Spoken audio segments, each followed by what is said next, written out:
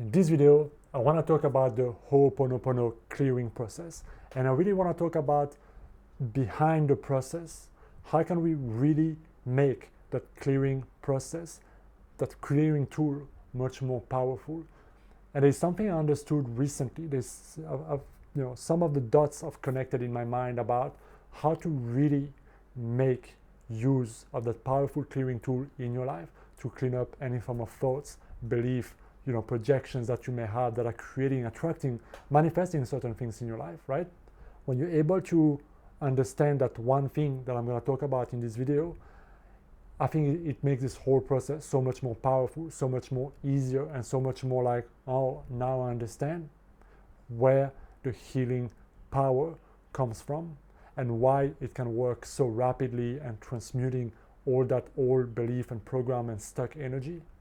And so the Ho'oponopono is something that's very popular. You've probably seen videos and affirmations and all kind of things, right?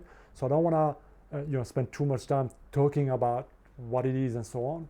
But what I do want to share is how it all started, because I find that story extremely fascinating, and how it all tied up.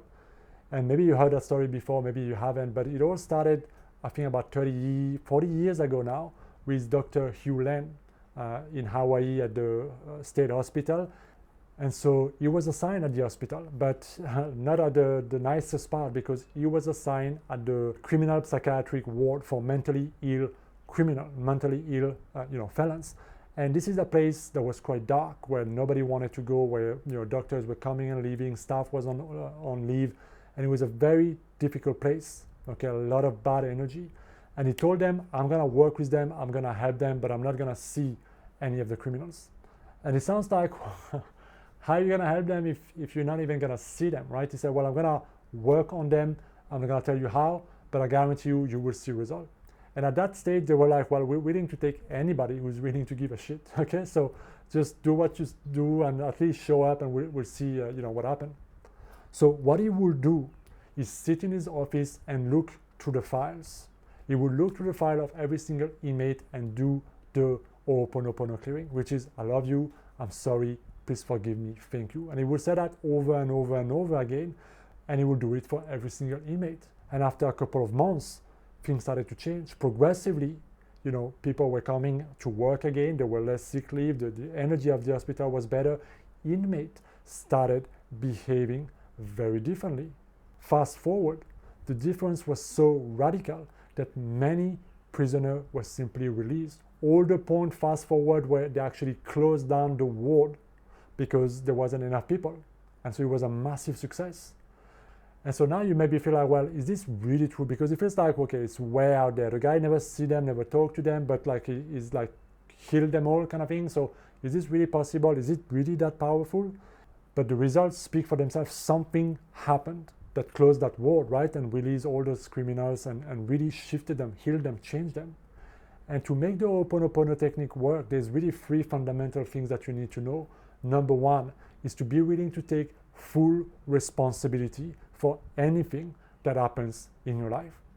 And this is probably the most difficult one, because this is what the mind resists the most.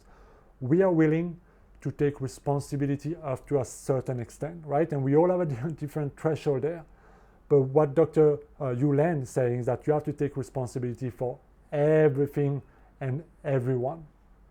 And that's a very mind-blowing way of even thinking, of seeing the world. And I think it's unrealistic for most of us, because it requires a level of compassion and self-control and awareness and consciousness that is far beyond what I'm able to do, and I'm sure what most people are willing to do.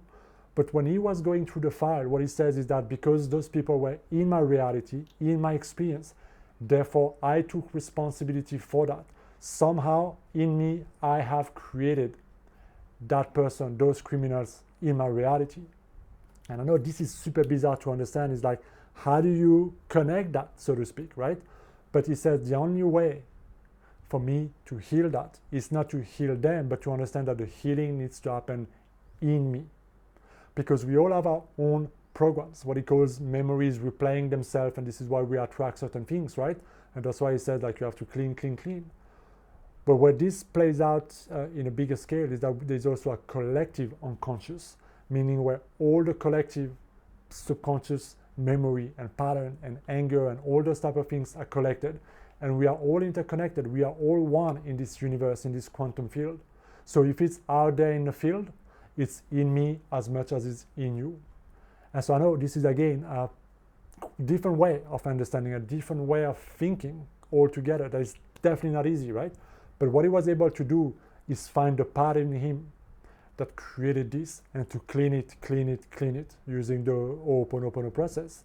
And what happens is that it cleaned it in him, but also cleaned it in the collective and also in the inmate, resulting in completely different, drastic shift in their behavior and in the reality of that person. So you gotta be able to take responsibility in your life as well. Now, I'm not asking you to take responsibility for the wars and climate change and all those things. I think for most people, including myself, it's too much, too far out, so to speak. So find a way, a limit somewhere for you where taking that responsibility, you feel comfortable, and gradually increase it. Because I noticed that when I take responsibility more and more for my life, the people, my manifestation, the money was coming, was not coming in my life. When I take responsibility, I have power to change it. If I don't, I have no power. It's always going to be someone, sometimes, someplace that's responsible, and the power is in them. Until they change or until they shift, until something happens outside of me, then, only then, I will be able to transcend that situation. And this is where we get stuck.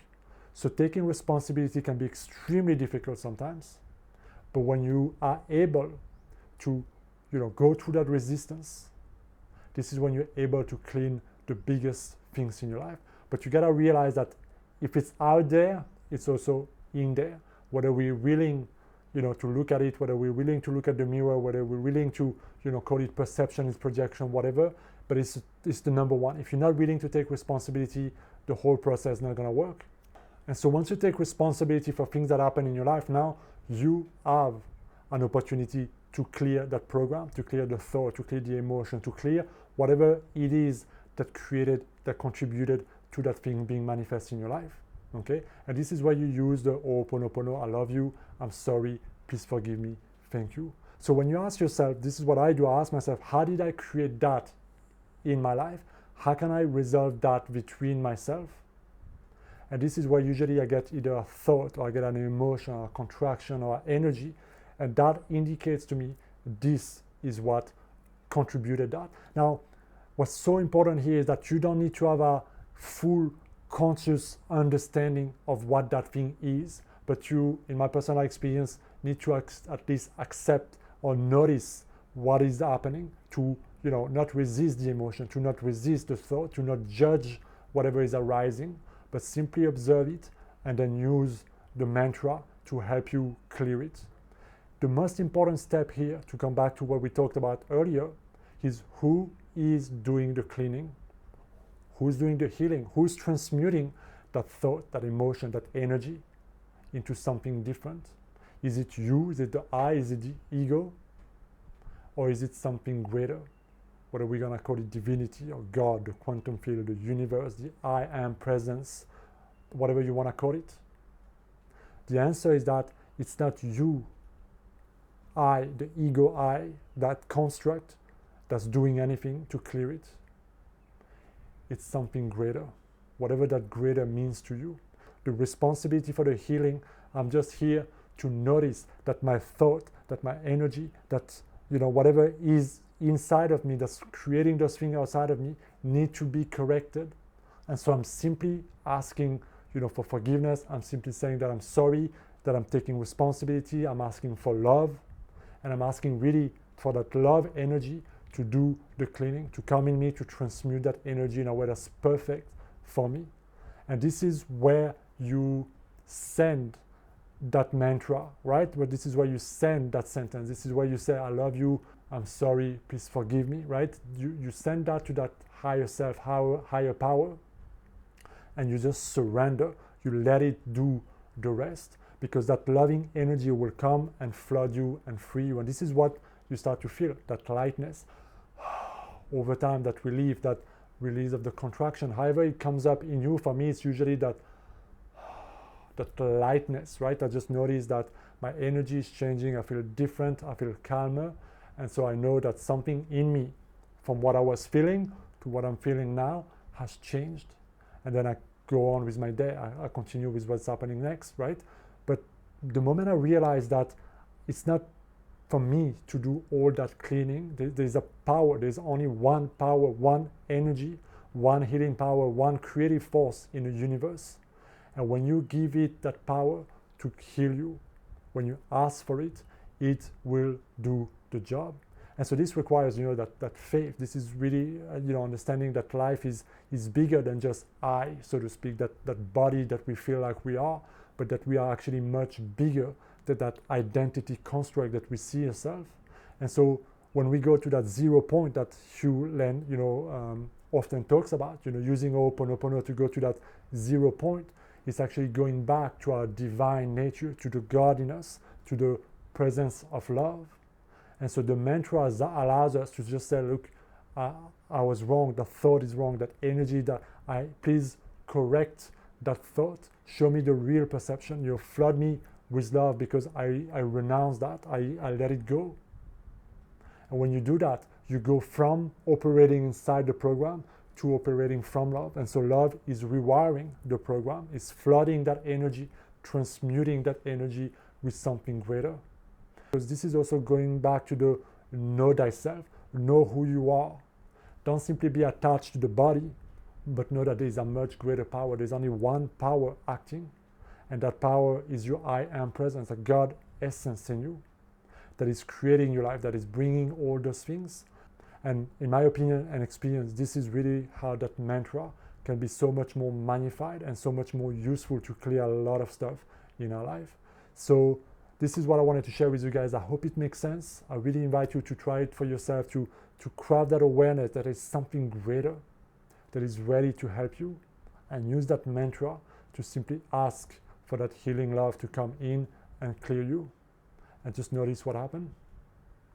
Let me know what you think down in the comment, guys. As always, if you have any questions, write them down. Make sure you hit that subscribe button. I'll see you next time. Be well.